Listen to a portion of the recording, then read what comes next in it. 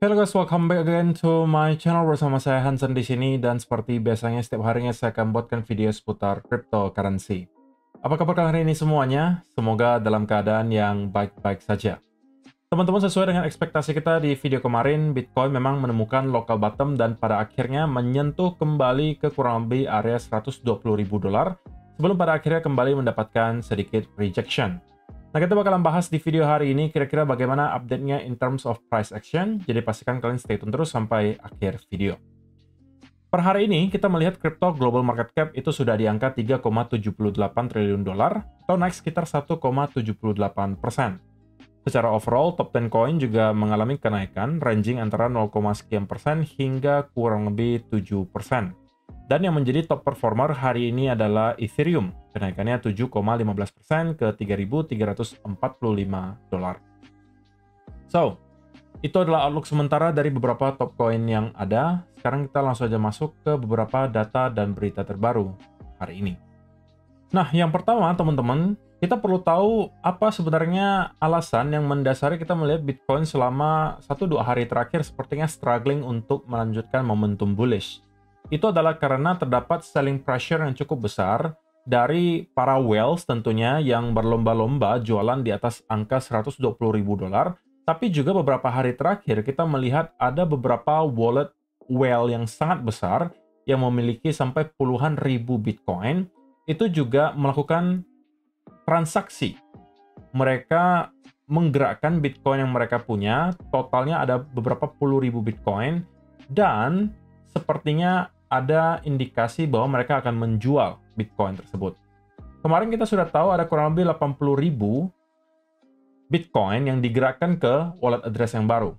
Dan sudah ada 40.000 Bitcoin yang ditransfer ke Galaxy Digital, yang kemungkinan besar adalah untuk dijual. Lalu, hari ini berita terbaru kembali muncul.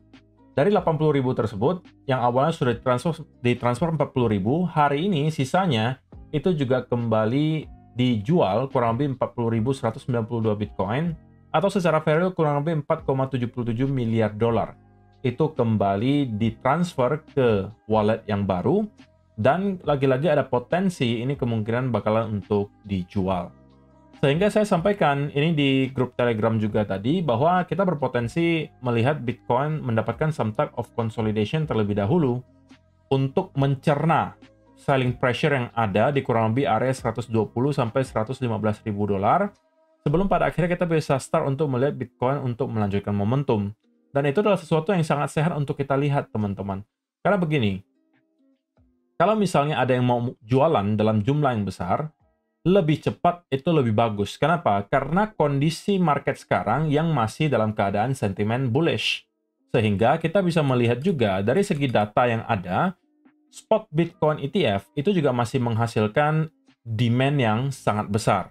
Bahkan kalau kita lihat data terbarunya menunjukkan BlackRock kembali membeli sebesar 6.400 Bitcoin.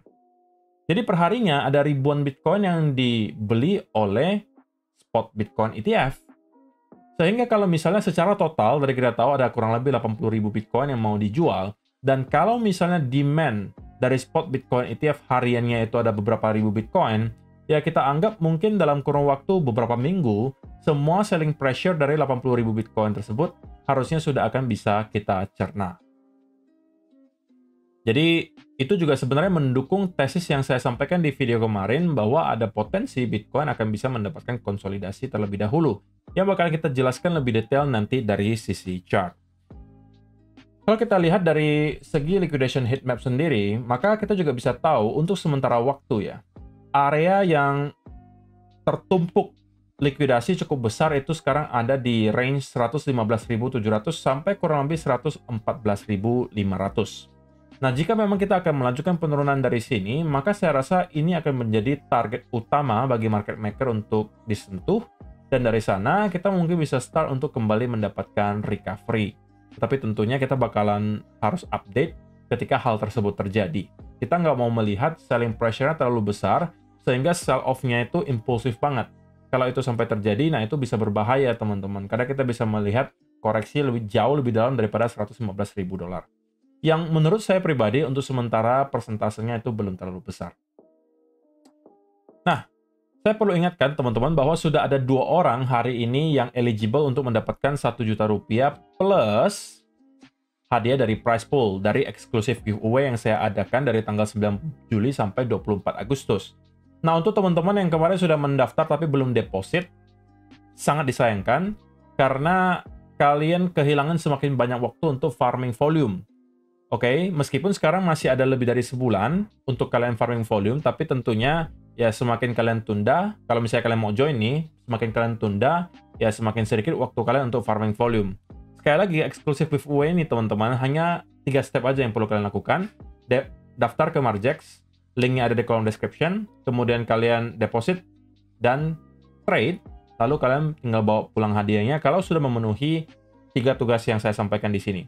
Kalau kalian hit volume 500.000, kalian akan dapatkan 1 juta rupiah. Kalau kalian hit volume 1 juta, kalian bakalan dapat iPad 10. Kalau kalian hit volume 2 juta, kalian bakal dapatkan iPhone 16 128GB. Sekali lagi, ini adalah update volume untuk hari ini. Sudah ada 2 user ID yang berhasil hit ke angka 500.000 volume, yaitu 704-74279 dan juga 444-07742. Jadi keduanya ini sudah menggaransikan diri untuk mendapatkan 1 juta rupiah di akhir kompetisi nanti plus hadiah prize pool. Nah, kalau misalnya mereka melanjutkan dan misalnya nanti hit ke angka 1 juta, berarti akan saya gantikan menjadi iPad. Kalau hit ke angka 2 juta, berarti saya gantikan menjadi iPhone. Nah, ini juga sudah ada beberapa yang mendekati angka 100.000, ada yang sudah 200.000, dan saya rasa akan ada banyak ya teman-teman yang bisa eligible untuk minimal dapatkan 1 juta rupiah atau iPad. Karena sebenarnya nggak susah-susah banget untuk hit ke angka 1 juta volume, teman-teman. Jadi pastikan kalian cicil dari sekarang kalau misalnya tertarik. Link pendaftarannya sudah ada di kolom description box di bawah. Oke, sekarang kita masuk ke chartnya Bitcoin, teman-teman. Dan saya pengen mulai dari 1 hour chart. Nah, setelah kita melihat Bitcoin melakukan fase reakumulasi di kurang lebih area 117 sampai kurang lebih 115.000, seperti yang saya sampaikan di video kemarin yang menjadi potensi kita melihat local bottom tercipta, kita pada akhirnya start untuk mengalami rally dan kita berhasil breakout di atas area krusial 118.000-an, teman-teman. 118.000 ya 500-an lah roughly, 200 sampai 500-an. Nah, pada akhirnya kita merangkak naik ke atas terus sampai ke kurang lebih area 120.000 dolar sebelum pada akhirnya kita start untuk mendapatkan sell off. Nah, kalau kita zoom in ke time frame yang lebih kecil, sebenarnya kita bisa melihat Bitcoin itu sekarang sedang membentuk sebuah channel ya, yang sebenarnya telah berhasil untuk kita jebol. Nah, ini channelnya modelannya seperti ini, teman-teman. Oke, jadi ini adalah ascending channel yang kita lihat tercipta di Bitcoin. Dan unfortunately, atau sayangnya, kita sekarang berada di bawah area channel ini, alias kita breakdown di bawah area channel ini. Sehingga ini memperbesar probabilitas untuk sementara waktu bahwa Bitcoin bakalan melanjutkan koreksinya dari sini. Dan kemungkinan kita bakalan ngeretest minimal ke area 115.800 atau bahkan kita bisa jebol untuk membuat lower low baru. Target utamanya saya rasa akan ada di 115 sampai 114.500. Oke. Jadi kalau misalnya kita mendapatkan ada setup yang lebih rapi lagi katakanlah di 5-minute chart. Misalnya nih, teman-teman menemukan juga bahwa 5-minute chart membuat bear flag misalnya. Dan kemudian kita breakdown di bawah trendline bear flag tersebut, maka itu bisa menjadi trigger kalau misalnya teman-teman yang suka scalping untuk short misalnya. Nah, tapi kalau saya secara pribadi, karena saya sudah mempunyai posisi long juga dari area 104 sampai 105.000, teman-teman, ya posisi tersebut sudah saya trimming sebagian, tapi saya tidak merasa perlu untuk melakukan apapun untuk sisanya. Saya masih hold, saya masih merasa bahwa Bitcoin itu belum di cycle top, kita masih akan terus melakukan kenaikan dari sini ke all time high yang baru, hanya memang kita sepertinya perlu sedikit jeda waktu untuk mencerna selling pressure dari kurang lebih area 120.000 di sini. Ditambah lagi para OG whale yang kita tahu depositin kurang lebih 80.000 Bitcoin, yang kemungkinan besarnya adalah juga untuk dijual. Sehingga di short term saya rasa akan sangat make sense kalau kita akan bergerak ranging sideways terlebih dahulu, sampai mungkin 1-2 minggu ke depan sebelum pada akhirnya kita menyelesaikan selling pressure yang ada, dan start untuk kembali mendapatkan momentum ke atas. Jadi kesimpulan sederhananya, in the short term saya harus katakan saya sedikit condong ke arah bearish, in the short term banget ya. Artinya dalam 1-2 hari ke depan, tapi kalau mid term ya cenderung masih bullish. Nah, satu-satunya hal yang mungkin bisa mengubah biasa ya dari yang bearish menjadi bullish adalah kalau misalnya kita berhasil untuk breakout di atas area upper trend line dari channel ini, maka itu bisa menjadi pertanda yang cukup kuat bahwa oke, kita sepertinya bakalan start untuk kembali mendapatkan momentum, dan kita harus expect Bitcoin bakalan bisa kembali nge-retest ke area 123.000 sebagai area all time high terakhir, atau bahkan breakout ke area all time high yang baru. Jadi ini adalah skenario invalidasinya. Tapi sebelum hal tersebut terjadi, saya masih berada di bias yang bearish in the short term, dan expect bahwa kita masih akan mendapatkan sell off lanjutan, ya minimal-minimal nyampe ke area 116.500 atau 115.800.